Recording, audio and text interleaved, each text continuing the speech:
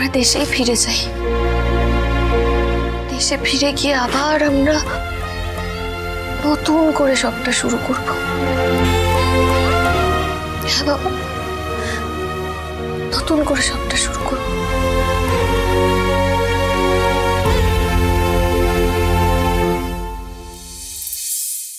আমাদের পরিচিত যারা আছেন তাদের সকলকে আমি ফোন করেছিলাম, কিন্তু মা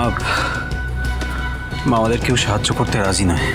আমার মনে হয় না আমাদের কাছে আর কোনো উপায় আছে বলে। আমাদের কাছে সত্যি আর কোনো উপায় নেই রে ঋদ্ধি।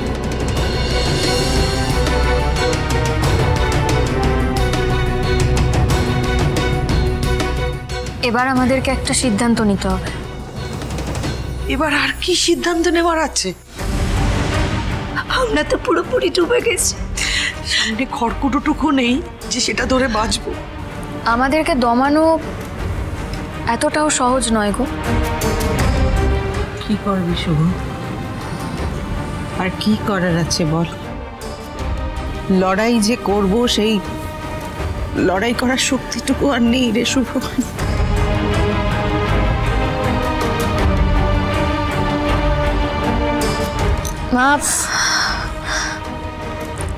মা, আমাদের কাছে আমাদের পরিবারটাই হচ্ছে শক্তি।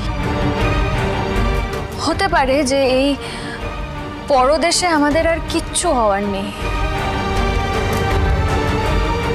কিন্তু আমরা যদি স্বদেশে ফিরে যাই তাহলে আবার আমরা সবাই মিলে সবটা শূন্য থেকে শুরু করতে পারবো। আমরা দেশে ফিরে যাই।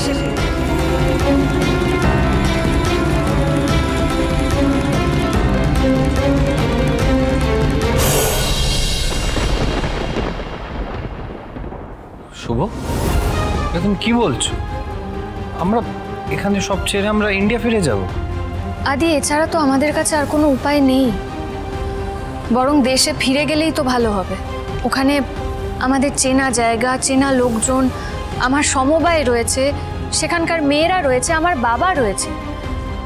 আমরা সবাই মিলে ঠিক কিছু না কিছু একটা ব্যবস্থা করে নিতে পারবো, তুমি দেখো।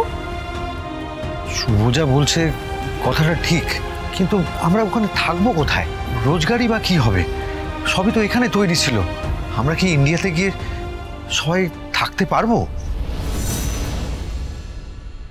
আমাদের মাতৃভূমি আমাদের কাছে আমাদের মায়ের মতন।